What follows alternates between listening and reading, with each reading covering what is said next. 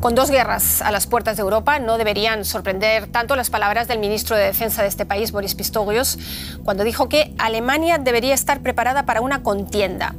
Y, sin embargo, han caído como un jarro de agua fría.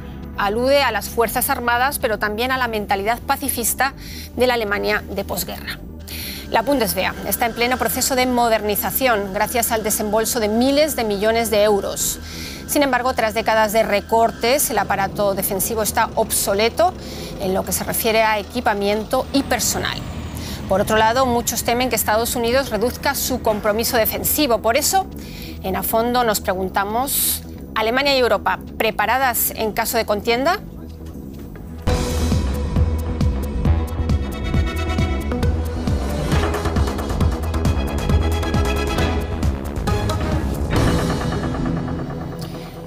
Bienvenidos a esta edición de A Fondo. Soy Úrsula Moreno en Berlín y hoy nos acompañan en el estudio Hinnerk Berlekamp. Es periodista alemán, especializado en relaciones internacionales. Fue corresponsal del periódico berlinés Berliner Zeitung.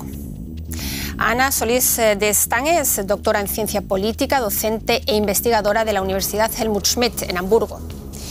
Y en Madrid saludamos a Jesús Núñez, codirector del Instituto de Estudios sobre Conflictos y Acción Humanitaria, experto en relaciones internacionales, seguridad, construcción de la paz y prevención de conflictos violentos. Muchas gracias a los tres por estar hoy aquí.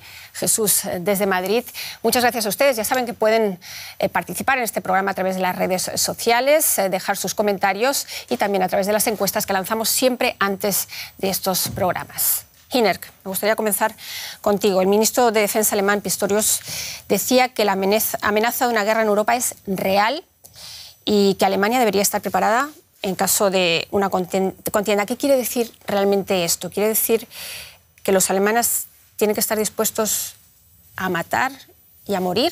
Es muy duro escuchar esto, pero es realmente lo que quiere decir estar preparado para una contienda, ¿no? De todo eso hay algo. Bueno, en ese momento no corremos peligro de una guerra en Alemania en este momento. Esto también está claro. Sí tenemos guerra en Europa, no es la primera de los últimos 30 años, no lo olvidemos. Y el estado del ejército alemán deja por desear. Eso está fuera de duda. Sí. Pero, ¿qué implica lo que dijo el ministro Pistorius? Todavía se está discutiendo y no todo está tan claro como parece, me parece. Lo que sí parece claro es que Alemania y Europa se implican y se involucran cada vez más en contiendas y en conflictos internacionales. Jesús, ¿cómo lo ves tú? Alemania, tanto en la entrega de armas, es el segundo país a la hora de entregar armas a Ucrania. También la disposición a ayudar en el caso de Israel. Todavía no sabemos hasta dónde, pero forma parte de la cuestión de Estado en Alemania. Alemania y Europa, ¿están cada vez más presentes en conflictos internacionales o nos lo parece ahora mismo? Necesariamente tenemos que estarlo, digo en primera persona del plural, porque nos afecta a los 27 miembros de la Unión Europea. No es una amenaza, sino una realidad. La guerra está en Europa y el caso de Ucrania es el más evidente, lo cual desmonta una idea que se había ido asentando en los diferentes gobiernos de la Unión Europea, que era lo de que las guerras convencionales ya eran una cosa del pasado y no nos iban a afectar. Todo eso ha llevado a un desarme estructural, a rebajar la atención, y eso nos coloca ahora en una situación, en un desajuste que hace difícil imaginar que la Unión Europea tenga la capacidad real en conjunto, y algunos países, con Alemania el primero de ellos en particular, para poder hacer frente a la situación que se nos va dibujando de momento, como decíais, alrededor, pero que evidentemente nos afecta de manera muy directa, lo cual tiene que llevar necesariamente a reformas que vayan más allá de lo que se había planteado ya en el año 2014 en el marco de la OTAN, en la cumbre de Gales, de llegar 10 años después a tener una media del 2% del PIB de cada uno de los aliados de la OTAN dedicados a la defensa. Alemania no ha en ningún caso a ese nivel, y es ahora cuando se trata de ver si ese anuncio se acaba materializando en términos reales. Ese compromiso que se ha venido ignorando durante los últimos años y que ahora del que se habla y donde los gobiernos lo toman cada vez más en serio. Hablabas de un desarme estructural en los últimos años en Alemania, mientras los conflictos se multiplican, Ucrania, ahora mismo Oriente Próximo. Muchos analistas coinciden, Ana, en que nos encontramos en la situación más peligrosa desde la Guerra Fría. Hinner, por su lado, decía que lo que es Europa, dentro de Europa, Alemania, no está a las puertas de un conflicto bélico. ¿Coincides con ese análisis? Sí. Y yo lo interpretaría y retomaría ahí cómo interpretaríamos lo que dijo Pistorius. O sea, las amenazas son múltiples. Tenemos una nueva seguridad nacional que hemos publicado este año. Estrategia de Seguridad Nacional. Estrategia de Seguridad Nacional de Alemania. Y ahí precisamente está la línea que dice, bueno, hay muchos retos, tanto actuales como futuros, y debemos estar preparados para esos retos. No solamente para guerras convencionales, sino también para situaciones de guerras híbridas. O sea, ahí se está refiriendo tanto para ataques cibernéticos, pero también de lucha contra el cambio climático, crisis alimentaria. O sea, es mucho más complejo esa frase, bueno, hay que estar preparados, ¿no? Por una parte está claro el armamento convencional de tener una Bundeswehr preparada para cualquier enfrentamiento militar que se diese en un momento, pero es mucho más que eso. El concepto de seguridad es mucho más amplio de que estamos haciendo referencia. Sí dirías que en los últimos 18 meses, es decir, desde que arrancó el conflicto en Ucrania, la estrategia de seguridad nacional, el pacto lanzado o la partida lanzada por el gobierno alemán, todo eso realmente se ha disparado, ¿no? Exactamente, o sea, se han tomado medidas realmente concretas.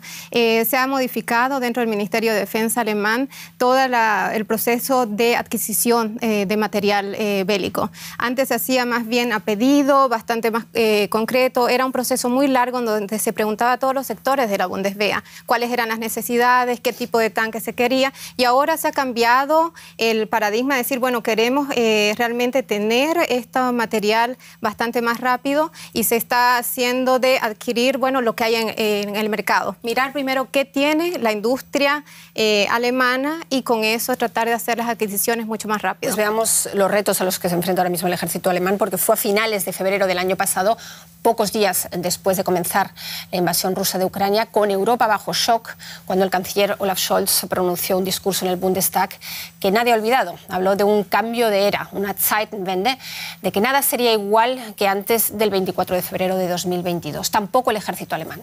Y anunció una partida extraordinaria para modernizar las fuerzas armadas de este país.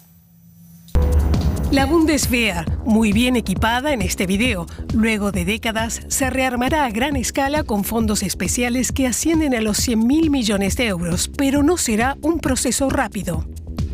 Los soldados viven en instalaciones precarias, deben pedir prestado y compartir equipo porque falta de todo en las Fuerzas Armadas. Suministramos material a Ucrania, algo necesario e importante, pero no olvidemos que nuestros soldados también necesitan protección y equipamiento.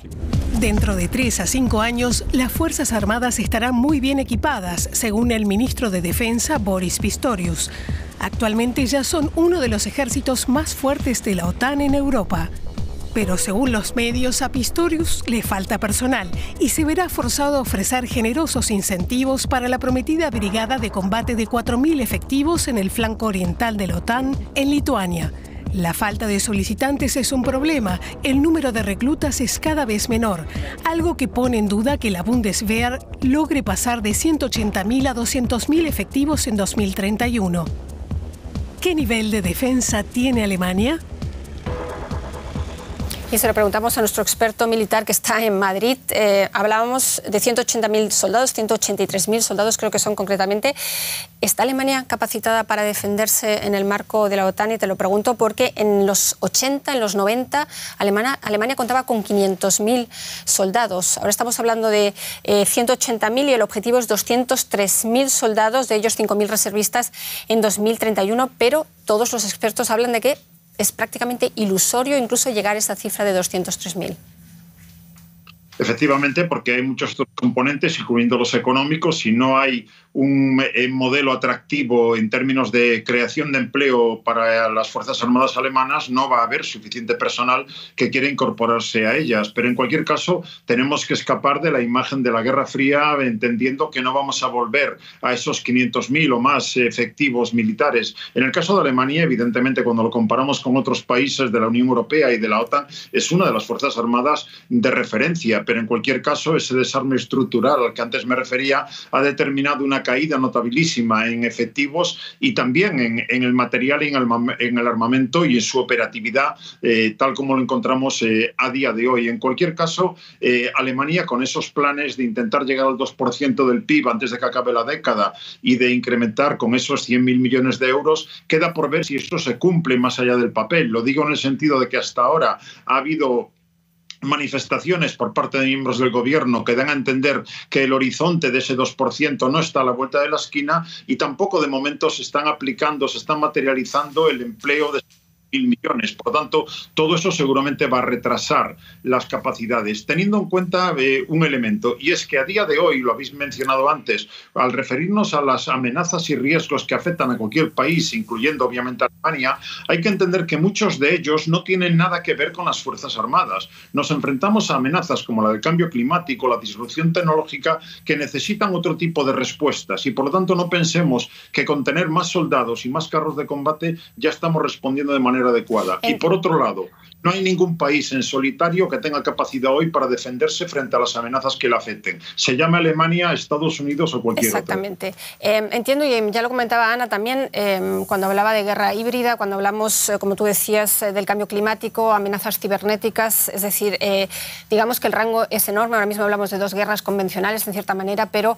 los riesgos van mucho más allá. En cualquier caso, parece que más allá del equipamiento, que tampoco se consigue de hoy para mañana, incluso estando el dinero y queriendo gastarlo, ni la maquinaria ni la munición, sobre todo, están a la vuelta de la esquina. Ana, ¿qué hay que hacer para que la Bundeswehr sea más atractiva y atraiga más personal, ya que necesitan personal no solamente para las guerras convencionales, como decía Jesús, sino para otra serie de amenazas? Bueno, en ese área está trabajando permanentemente la Bundeswehr desde los últimos años. Efectivamente, la falta de personal es, diría, el problema principal de la Bundeswehr. Tampoco queremos llegar al rango que se tenía, como vos mencionabas, de los 500.000 soldados, porque eso no es el objetivo. Se quiere unas Fuerzas Armadas más bien modernas, que más bien estén más equipadas con mayor tecnología, exactamente, que con personal. Ahora, ¿cuál es el camino realmente para poder tener más personal dentro de la fuerza militar? Esa es la gran pregunta. Se están haciendo utilizando diferentes estrategias para incentivos económicos, supongo.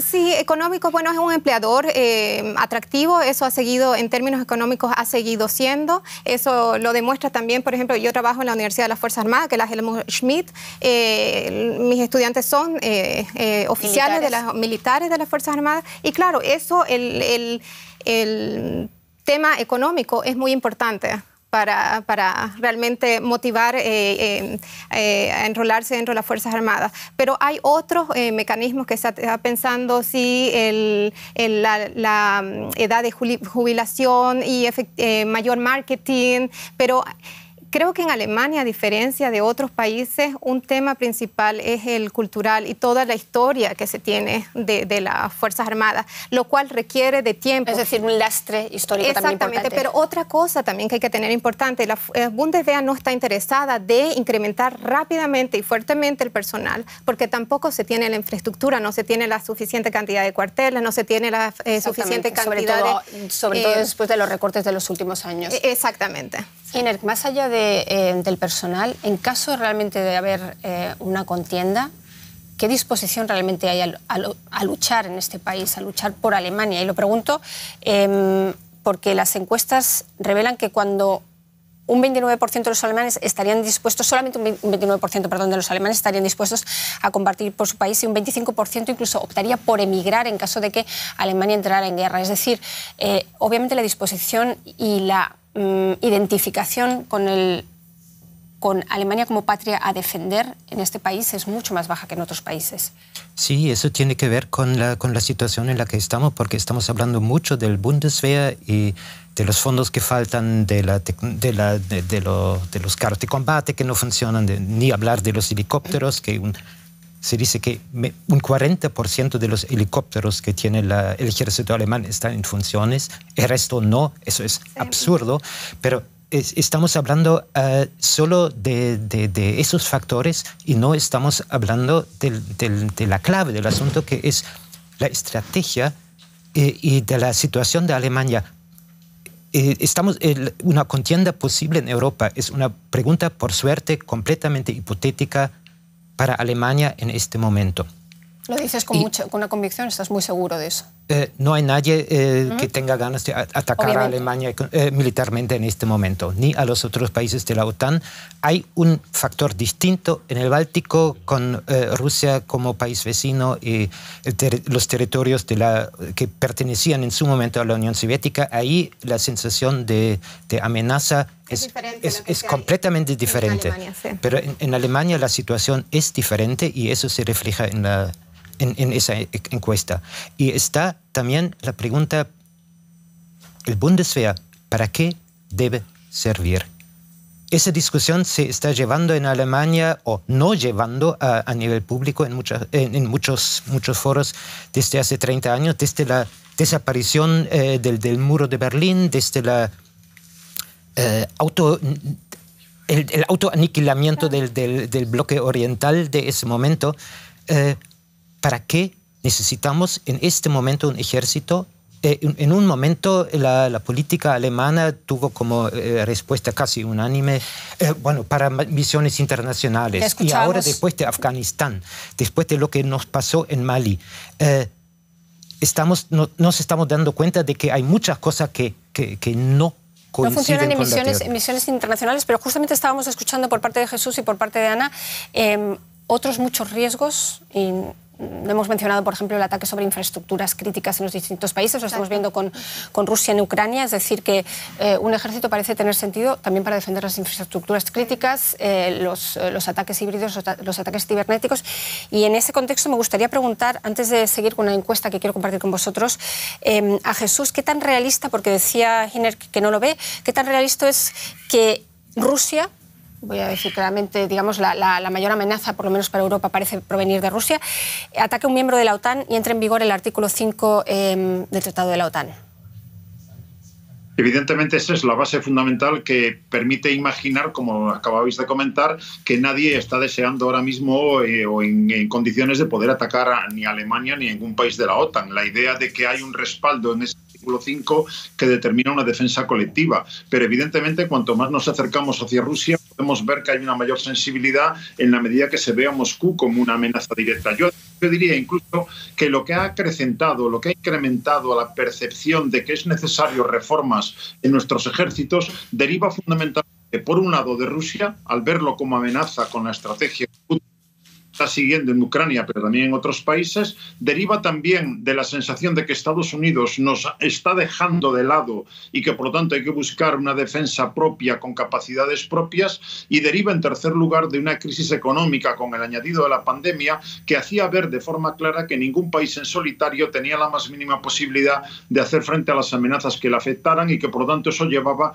a sumar fuerzas con otros. Y eso vale también para Alemania. Una Alemania que es el líder económico de la Unión Europea, pero que si quiere ser el líder político, queramos o no, eso incluye capacidades militares. Por lo tanto, Alemania tiene ahora una asignatura pendiente si realmente quiere unir a ese liderazgo económico, el liderazgo político, puesto que en las condiciones actuales, si pensamos en una Unión Europea de la defensa, claramente Alemania tiene que ser uno de los referentes fundamentales. Capacidades militares que comentabas, en donde Alemania tiene muchos deberes pendientes, y aquí es donde me gustaría compartir la encuesta que les prometía, que hemos lanzado en nuestras redes sociales, ya que el servicio militar obligatorio en este país se suspendió en 2011.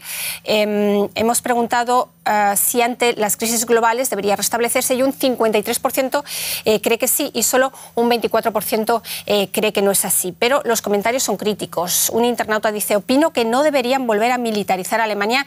Ya hubieron tratados respecto a su historia catastrófica y seamos honestos, por algo existe la ONU y la OTAN. Otro pregunta: ¿es esto un cuestionario para promover la guerra? Alemania logró vivir en paz. ¿Quieren ustedes que Alemania retroceda en sus avances y retome la barbarie humana? Son comentarios realmente interesantes, sobre todo también este resultado, un 53% cree que sí debería restablecerse el servicio militar obligatorio. Yo pregunto, ¿cómo digerir, te lo pregunto a ti porque eres el alemán en la ronda, Hiner, cómo digerir todo esto en Alemania, un país que ha desterrado de su vocabulario durante los últimos 70 años la palabra guerra, un país que lucha por valores pero que nunca ha luchado por la identidad nacional, porque la identidad nacional se asociaba a la Segunda Guerra Mundial y se asociaba al Holocausto, es decir, es una especie de cadena de consecuencias. Tú que eres alemán, ¿cuál es tu perspectiva personal de todo esto? Me asombra que sea un 53% en favor. En su momento, el expresidente federal Roman Herzog dijo que el servicio militar obligatorio es una intromisión en los derechos individuales de las personas que solo se justifica en situaciones extremas. Creo que tenía toda la razón, y esa situación extrema no la estamos teniendo. No la tenemos.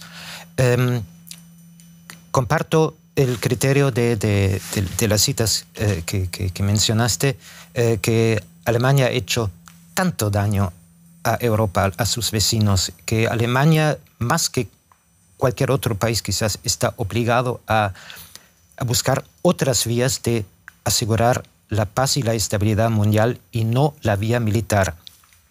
Y estamos hablando demasiado de las soluciones militares, sí, y demasiado poco de las otras soluciones, de la diplomacia, y eso también se refiere a la nueva estrategia de seguridad nacional alemana, que también tiene un foco bastante unilateral en eso y no da el énfasis necesario a las otras formas, a buscar un entendimiento internacional en vez de conformarse con, bueno, estamos en situación de confrontación, entonces sí, confrontemos. Pero yo creo que hay una cosa que hay que diferenciar, o sea, una Bundeswehr más fuerte va en el camino de disuasión, de justamente prevenir la guerra.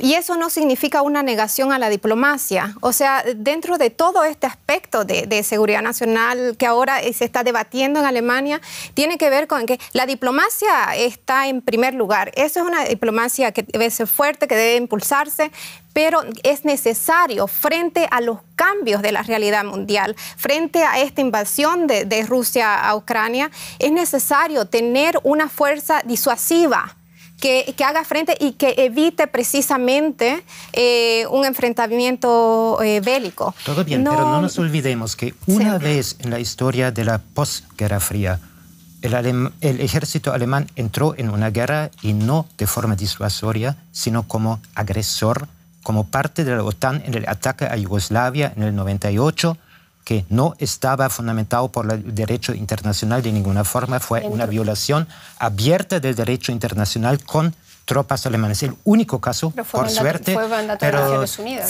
Sí, eso, exacto.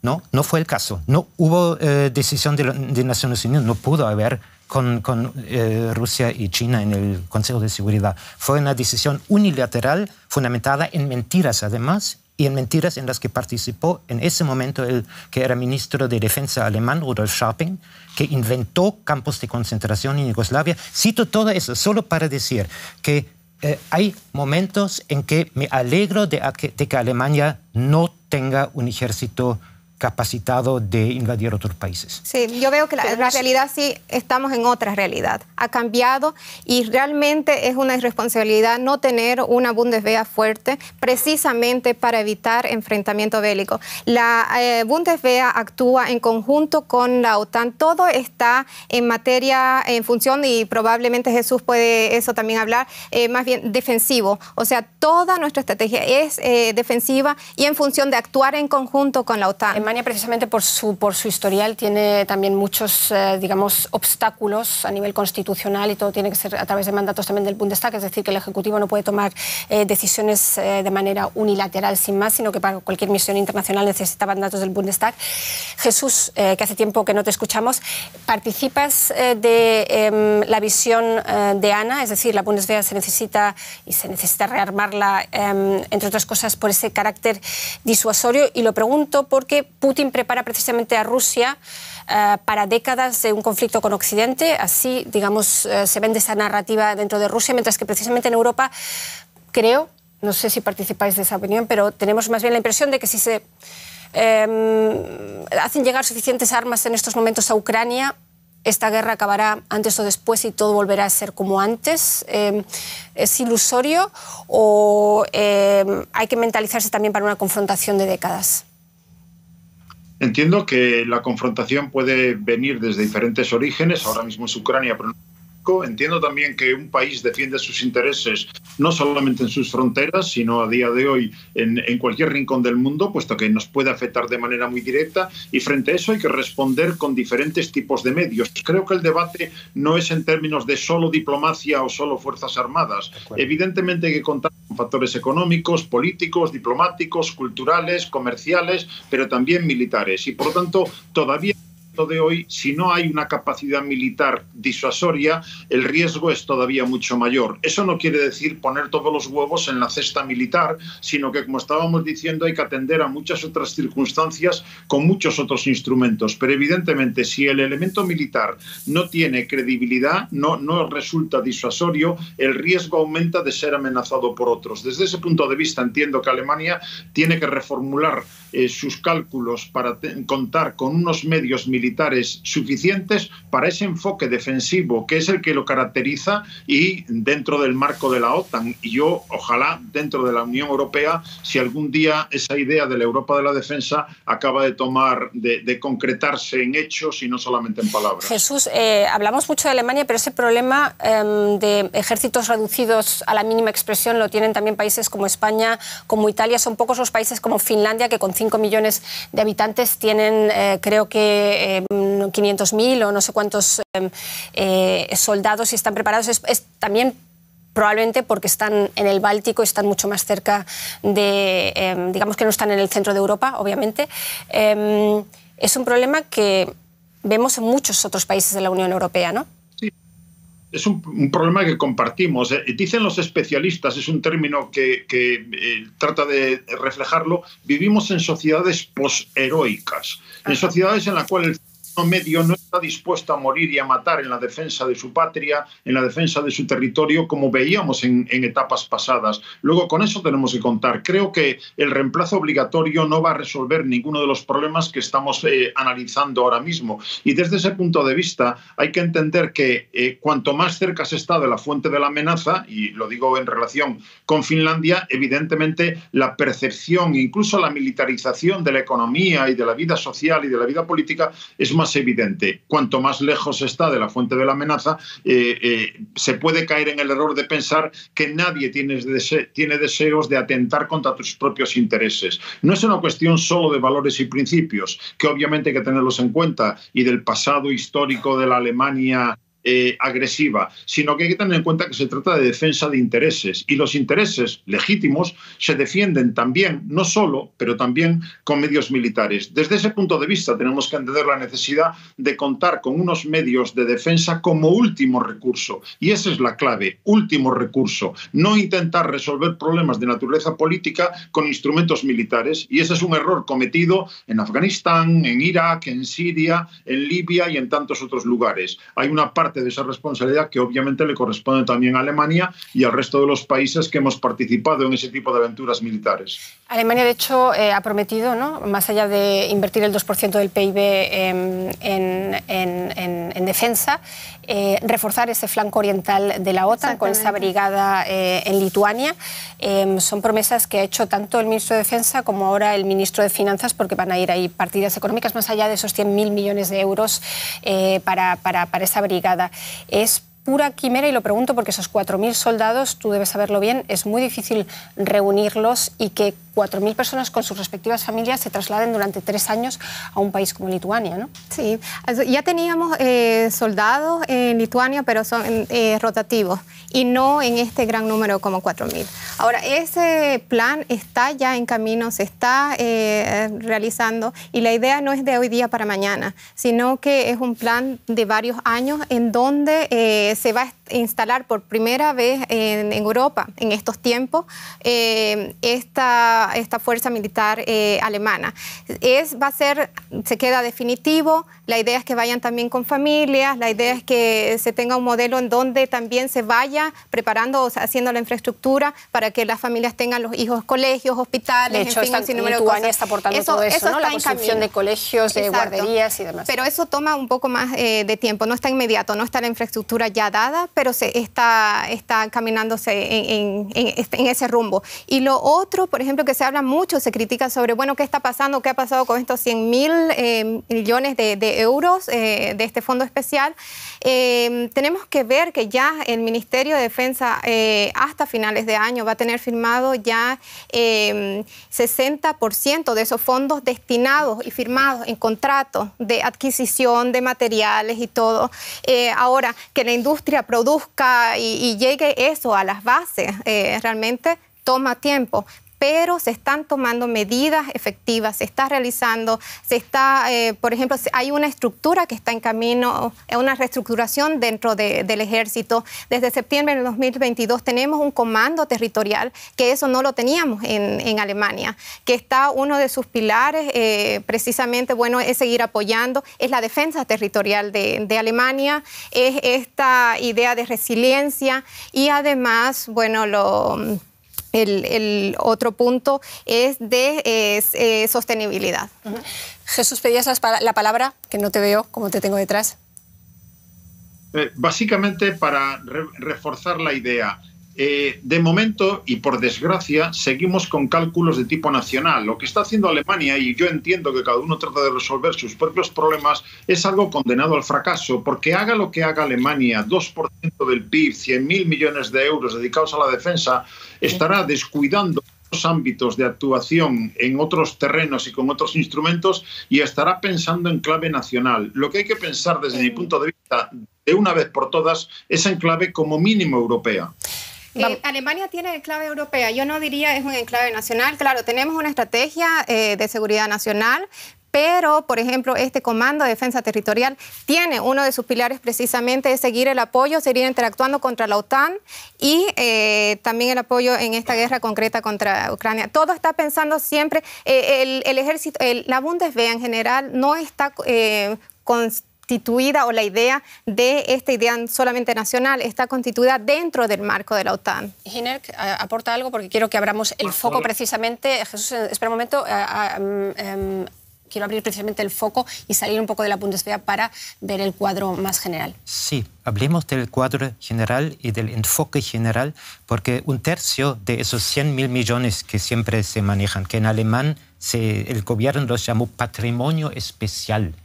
¿Qué nombre, por favor, para deudas que se contraen para pagar? Un tercio de esa suma debe invertirse para comprar nuevos aviones de tipo F-35 capaces de transportar bombas atómicas, que por suerte Alemania no posee. Estados Unidos los tiene en territorio alemán.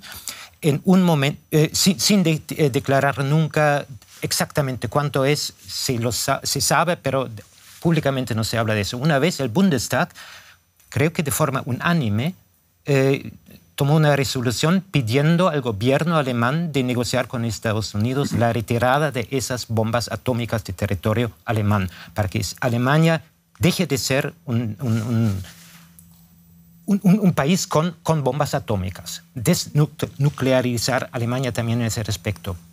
Nunca más se habló de eso y ahora estamos gastando un tercio de ese patrimonio especial en comprar aviones para transportar armas que no tenemos, y sí, llegáramos a usar una vez esas armas, igual se acaba la aviones cosa. estadounidenses, algo que también Francia ve... Los F-35 son estadounidenses. Sí, pero se trata de aviones que serían del ejército alemán para transportar bombas de Estados Unidos. Bueno, es una cuestión de enfoque. Hablemos vamos a hablar de eso precisamente. Vamos a hablar precisamente a dónde vamos. Y hablar de Estados Unidos, que creo que es muy importante en estos momentos, porque Donald Trump, las encuestas revelan que tiene posibilidades de volver a la presidencia y sabemos que no siente gran debilidad por Europa. Francia, por su parte, lleva años clamando porque Europa tenga mayor autonomía militar, lo escuchábamos también por parte de Jesús, y no dependa del paraguas de seguridad de Estados Unidos, sin demasiado éxito. Falta una estrategia común de la que vamos a hablar ahora. Si fuera por el presidente francés Emmanuel Macron, Europa sería desde hace tiempo mucho más independiente de Estados Unidos en política de defensa. Sin embargo, los proyectos de armamento franco-alemanes, como el sistema de combate aéreo o un nuevo tanque, llevan años paralizados. También existen disputas en torno a la iniciativa europea de defensa antiaérea Sky Shield, liderada por Berlín. A Francia le disgusta que Alemania compre el sistema israelí-estadounidense de defensa antimisiles Arrow 3.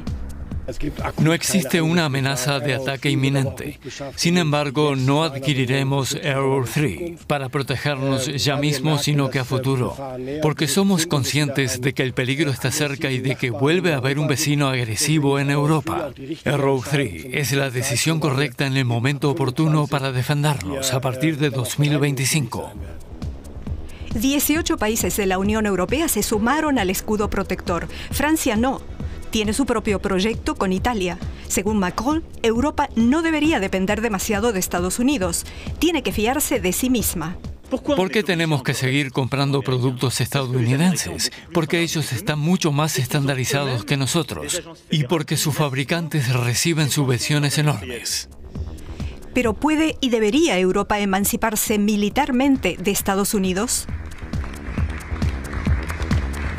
Pues Jesús, vamos a intentar desgranar esos problemas de por qué no existe esa estrategia común, por qué el Tratado de Lisboa no refleja, por ejemplo, la creación de un ejército europeo, cuando fuerzas políticas o líderes políticos importantes en la Unión Europea, como Manfred Weber, ¿no?, el presidente del Grupo Popular Europeo, decían recientemente que Europa necesita su propio escudo nuclear, y como hemos visto en ese informe, aquí cada uno apuesta por o bien israelíes, estadounidenses, los otros por su propio escudo militar, es decir, no tiran de la misma cuerda. Estados Unidos tiene una sola voz. Nosotros tenemos, si no 27, al menos tenemos 3 voces. Por un lado, la de los europeístas, con Francia a la cabeza, que apuesta claramente por esa autonomía estratégica que se traduce en tener medios propios para defender nuestros propios intereses sin depender de otros. Pero tenemos también a los llamados atlantistas, que son, básicamente, teníamos antes al Reino Unido, ahora con el añadido claro ya de los países más próximos a Rusia, que lo que perciben es que lo fundamental es contar con el paraguas de la OTAN frente a la amenaza que ellos perciben prioritaria, que es la de Rusia, y que por lo tanto no quieren diversificar esfuerzos para crear una Europa de la defensa, porque ellos consideran que la OTAN ya es suficiente. Y para complicarlo más, tenemos todavía dentro de los 27 países que se declaran neutrales y que por lo tanto no quieren jugar a ninguno de los dos otros bandos. Todo eso debilita la posibilidad de que la Unión Europea tenga una voz propia en el concierto internacional, contando con que para tener esa voz propia no basta, como decía Borrell en algún momento, no queremos ser solamente el campo de juego, sino que queremos ser jugadores activos, y para eso hay que tener medios. A día de hoy seguimos anclados en visiones nacionalistas por diferentes motivos empresariales, de tradición, de sospechas del vecino, de malas relaciones entre unos y otros, pero también hay que entender que Estados Unidos aprovecha la urgencia que ahora tenemos con el conflicto de Ucrania para reformar y para mejorar las capacidades militares, puesto que un proceso europeo para construir, pongamos, un nuevo carro de combate se enfrenta a la oferta de Estados Unidos, que le dice a determinados países: si necesitas un carro de combate o un avión F-35, yo lo tengo ya, no tienes que esperar 10 años. Con lo cual Estados Unidos está haciendo ahora negocio con la crisis que hay en Ucrania, vendiendo más armamento que nunca a diferentes países europeos. Y mientras tanto, lo que queda retrasado es cualquier proceso europeo para tener fuerzas y capacidades propias, como digo, para defender nuestros propios intereses. a Estados Unidos. Resumo entonces, la guerra de Ucrania ahora mismo ha reforzado a la OTAN y por tanto estamos todavía más lejos de una estrategia común y de un ejército común europeo que pueda emanciparse un poco de ese paraguas estadounidense. Además, sobre todo en el caso, como decía antes, de que Estados Unidos en un momento determinado decida o salirse de la OTAN o no apoyar de la misma manera proteger a Europa como en estos momentos. Sí, claramente eso es lo que estamos viviendo.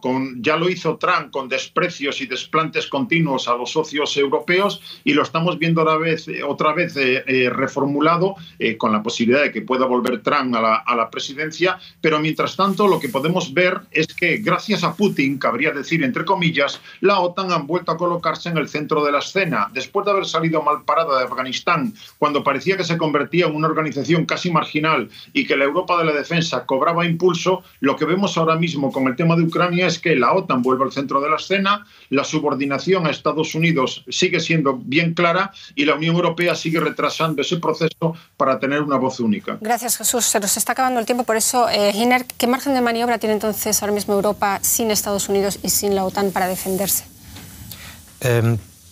Europa tiene que entender que tiene que tomar una posición conjunta porque desde Estados Unidos el mundo se ve distinto. Ahí lo que predomina es la percepción del conflicto que se viene o que ya está con China. Y hay muchos en Estados Unidos que tratan de tratar a Europa como su furgón de cola en ese conflicto con China, de enfrentar a Europa también con China. Y los intereses son diferentes, son distintos. Y si Europa no quiere ser furgón de cola de Estados Unidos, tiene que adoptar una posición conjunta. Si es tan europeísta como Macron plantea, veamos, pero el drama es que justo en esa situación o en los años anteriores ya se rompió el entendimiento que hubo durante mucho tiempo entre Alemania y Francia, que entre los dos sí tenían un cierto liderazgo dentro de Europa reconocido por los demás. Pero desde que Francia y Alemania están en posiciones opuestas en tantos conflictos, hasta en el conflicto de Gaza. Alemania se abstuvo en la última resolución de Naciones Unidas, Francia la apoyó, Estados Unidos votó en contra. O sea, el caos que se está produciendo, la debilidad de la Unión Europea en ese momento es gravísima.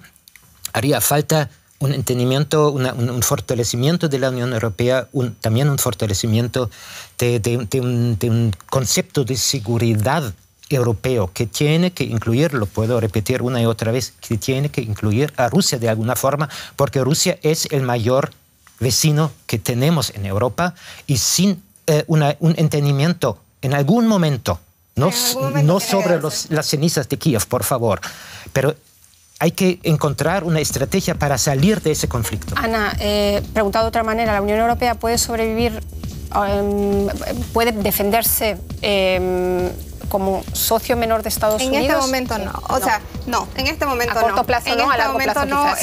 Pero creo que la estrategia de Europa va en ese sentido. Por lo menos muchos políticos, frente a la amenaza de que Trump llegue a la presidencia, está esa idea, bueno, en algún momento tenemos que realmente hacer algo de tener esta idea de defensa de Europa sin necesidad de Estados Unidos. Pero por el momento, definitivamente, la OTAN es la que se ha puesto a la cabeza en este momento y está más fortalecida que nunca. Muchísimas gracias, Jesús. Gracias, Giner. Gracias, Ana. Gracias a ustedes. Hemos debatido sobre las capacidades y el equipamiento del ejército alemán a día de hoy y sobre el futuro de Europa y quién garantizará su seguridad de salir Trump ganador en las próximas elecciones. Gracias por estar ahí.